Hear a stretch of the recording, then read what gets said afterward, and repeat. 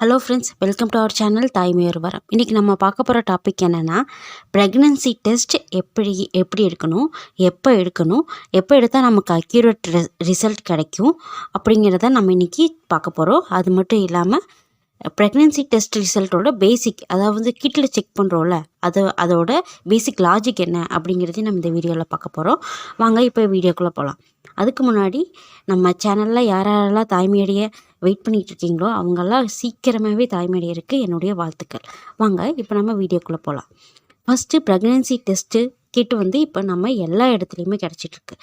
நம்ம நார்மலாக மெடிக்கல்லையே நமக்கு கிடைக்கும். எல்லா வைட் 100 ருபீஸ் 80 ருபீஸ்லேருந்து மோர் தென் 500 600 ருபீஸ் வரைக்குமே ப்ரெக்னன்சி கிட்டோட ப்ரைஸ் ரேஞ்ச் டிஃபர் ஆகிக்கிட்டே இருக்கும். இதில் எது அக்யூரேட்டுன்னு எது பெஸ்ட்டுன்னு சொல்லி நம்மளால் சொல்ல முடியாது. ஏன்னா எல்லாமே சிம்பிள் லாஜிக்கை பேஸ் பண்ணி தான் உங்களுக்கு ரிசல்ட் காமிக்குது.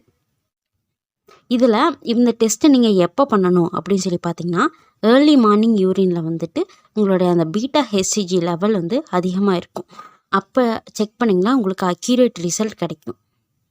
இதே நீங்கள் ஆஃப்டர்நூன் இல்லாட்டி நைட் கூட செக் பண்ணலாம். அப்படி செக் பண்ணும்போது அக்யூரேட் ரிசல்ட் ரேஞ்ச் பார்த்திங்கன்னா ரொம்ப கம்மியாக இருக்கும். இப்போ உங்களுக்கு ஏர்லி மார்னிங்கில் ஒரு 100% அக்யூரேட் ரிசல்ட் கொடுத்துச்சுன்னா, ஒரு வேளை உங்களுக்கு ஆஃப்டர்நூன் நைட்டுன்னு போகையில் உங்களுக்கு நிறைய நீங்கள் தண்ணி குடிக்கும்போது டைல்யூட் ஆகிடும். ஸோ அதனால் உங்களோட ஹெச்சிஜி லெவல், ஹார்மோன் லெவல் குறைஞ்சிரும். ஸோ நீங்கள் ஆஃப்டர்நூனும் நைட்டும் செக் பண்ணலாம். இல்லை எனக்கு அக்யூரேட் ரிசல்ட் வேணும் அப்படின்னு நினச்சிங்கன்னா நீங்கள் ஏர்லி மார்னிங் செக் பண்ணலாம். கருப்பதிதல் அப்படின்னா எப்படி நடக்கும், நம்ம ஆல்ரெடி நம்ம சேனலில் பார்த்துருக்கோம். எப்படின்னா ஸ்பெர்மும் கருமுட்டையும் இணைஞ்சு ஒரு கருவை உருவாகி அது கர்ப்பப்பையில் பதியும். அப்படியே கர்ப்பப்பையில் பதியும் போது அது அம்மாவோட ஹார்மோனோடு சேர்ந்து அதுவும் ஒரு ஹார்மோனை ப்ரொடியூஸ் பண்ணும். அப்படி ப்ரொடியூஸ் பண்ணுற ஹார்மோனை தான் ஹெச்சிஜி ஹார்மோன்னு சொல்லுவாங்க. இந்த ஹார்மோன் என்ன பண்ணுன்னா நம்மளுடைய தாயோட ரத்தத்துலேயும் அவங்களோட யூரின்லேயும் மிக்ஸ் ஆகும். ஸோ இந்த ஹார்மோனோட லெவலை கால்குலேட் பண்ணி தான் உங்களுக்கு கிட்டில் உங்களுக்கு தெரியுது. உங்களுக்கு கிட்டில் எப்படி கிடைக்கும்னு பார்த்தீங்கன்னா, நார்மல் ஹெச்சிஜி ஹார்மோன்ஸை விட டபுள் டைம்ஸ் அதிகமாக இருக்கும்போது உங்களுக்கு கிட்டில் பாசிட்டிவ் அப்படின்னு சொல்லி காமிக்குது. இல்லை ஒரு சிலருக்கு பார்த்திங்கன்னா ஃபெயிண்ட் லைன் காமிக்கும். ஸோ அவங்களுக்கு பார்த்திங்கன்னா இருக்கா இல்லையா அப்படிங்கிறது கன்ஃபார்ம் பண்ணிக்க முடியாது.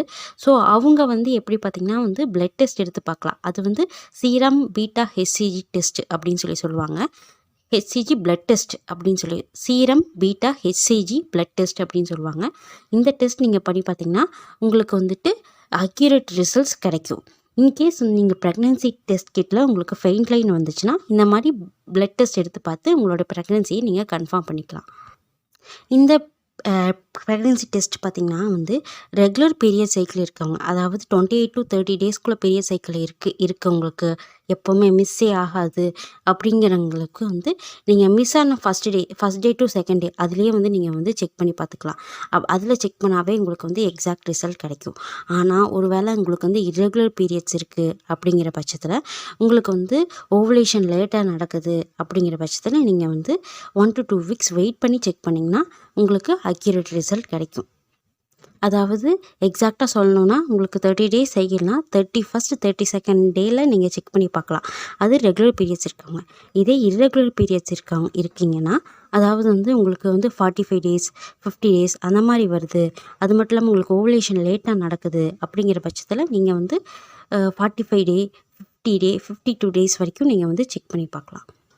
இந்த டெஸ்ட் கிட்டில் ஒரு 2 விதமான பிரச்சனைகள் உருவாகிறதுக்கு வாய்ப்பு இருக்குது. என்னென்னு பார்த்தீங்கன்னா ஒன்று ஃபால்ஸ் பாசிட்டிவாக இருக்கிறதுக்கு வாய்ப்பு இருக்குது, ஃபால்ஸ் நெகட்டிவாக இருக்கிறதுக்கு வாய்ப்பு இருக்குது. ஃபால்ஸ் பாசிட்டிவ்னால் பார்த்திங்கன்னா உங்களுக்கு ப்ரெக்னன்சி சிம்டம்ஸ் எல்லாமே இருக்கும். ஆனால் கிட்டில் பார்த்திங்கன்னா உங்களுக்கு ஹார்மோனை அதால் கால்குலேட் பண்ண முடியாது. ஸோ பாசிட்டிவ்னு காமிக்காது. ஆனால் பட் உங்களுக்கு ப்ரெக்னன்சி சிம்டம்ஸ் எல்லாமே உங்களோட பாடியில் இருக்கும். அப்படிங்கிற பட்சத்தில் நீங்கள் ஒரு கைனகாலஜிஸ்ட்டை போய் செக் பண்ணி பார்த்துட்டு நீங்கள் ஒரு ஸ்கேன் பண்ணி பார்த்து கன்ஃபார்ம் பண்ணிக்கலாம். 50 to 55 டேஸ் வரைக்கும் ஆயிடுச்சு, ஆனால் பட் எனக்கு ப்ரெக்னன்சி சிம்டம்ஸ் எல்லாம் இருக்குது, ஆனால் பட் கிட்ட பார்த்திங்கன்னா பாசிட்டிவ் காமிக்கல அப்படின்னா கண்டிப்பாக நீங்கள் போய் ஒரு டாக்டரை போய் செக் பண்ணி பார்க்கலாம். இல்லை ஒரு சிலருக்கு பார்த்திங்கன்னா ஃபால்ஸ் ஃபால்ஸ் பாசிட்டிவ் காமிக்கும். அதாவது ஃபால்ஸ் நெகட்டிவ்னால் அது கிட்டில் கோடு வராது. ஸோ அப்படி இருக்கவங்களுக்கு ப்ரெக்னன்சி சிம்டம்ஸ் இருக்குது அப்படின்னா நீங்கள் போய் டாக்டரை போய் பார்க்கலாம். இதே ஃபால்ஸ் பாசிட்டிவ்னு சொல்லுவாங்க. ஃபால்ஸ் பாசிட்டிவ்னு எப்படின்னு பார்த்தீங்கன்னா உங்களுக்கு இதில் இந்த ஃபால்ஸ் பாசிட்டிவ்ல பார்த்தீங்கன்னா வந்து உங்களுக்கு வந்து பாசிட்டிவ்னு சொல்லி கிட்டில் காமிச்சிடும். ஆனால் பட் நீங்கள் வந்து டாக்டர்கிட்ட போய் செக் பண்ணும்போது உங்களுக்கு வந்து இல்லை கரு ஃபார்ம் ஆகலை அப்படின்னு சொல்லி சொல்லுவாங்க. ஏன்னு பார்த்தீங்கன்னா வந்து அது வந்து ஒரு எக்டோபிக் ப்ரெக்னன்சி இல்லாட்டி வந்து ஒரு எவாப்ரேஷன் லைன். அதை வந்து நீங்கள் வந்து ரொம்ப நேரம் இருக்கும்போது ரொம்ப நேரம் வச்சுட்டு ஒரு 20 to 25 மினிட்ஸ் நீங்கள் வச்சுருக்கீங்க அப்படின்னு வச்சு பார்த்துட்டு இருந்துட்டு அதுக்கப்புறம் அந்த எவாப்ரேட் ஆனதுக்கப்புறம் ஒரு சில நேரம் வந்து உங்களுக்கு வந்து ஒரு கோடு தெரியறதுக்கு வாய்ப்பு இருக்குது. யூரினெல்லாம் எவாப்ரேட் ஆனதுக்கப்புறம் ஒரு கோடு தெரியறதுக்கு வாய்ப்பு இருக்குது. ஸோ அதை நம்பிட்டு நீங்கள் வந்து டாக்டர்கிட்ட போய் செக் பண்ணி பார்க்கல இல்லைன்னு சொல்கிறதுக்கும் வாய்ப்பு இருக்குது. ஸோ அதனால் வந்துட்டு இது வந்து கிட்ட வந்து ஃபுல்லாக நம்ப வேணாம். ஃபஸ்ட்டு வந்து உங்களுக்கு வந்து கிட்டில் வந்து பாசிட்டிவ்னு காமிக்கலாம். எனக்கு எல்லா ப்ரெக்னன்சி சிம்டம்ஸுமே இருக்குது அப்படின்னா கண்டிப்பாக நீங்கள் போய் டாக்டரை போய் செக் பண்ணி பாருங்கள். இல்லை எனக்கு கிட்டில் பாசிட்டிவ்னு வந்திருக்கு அப்படின்னா நீங்கள் உடனே ஒரு டாக்டரை போய் செக் பண்ணி பார்த்து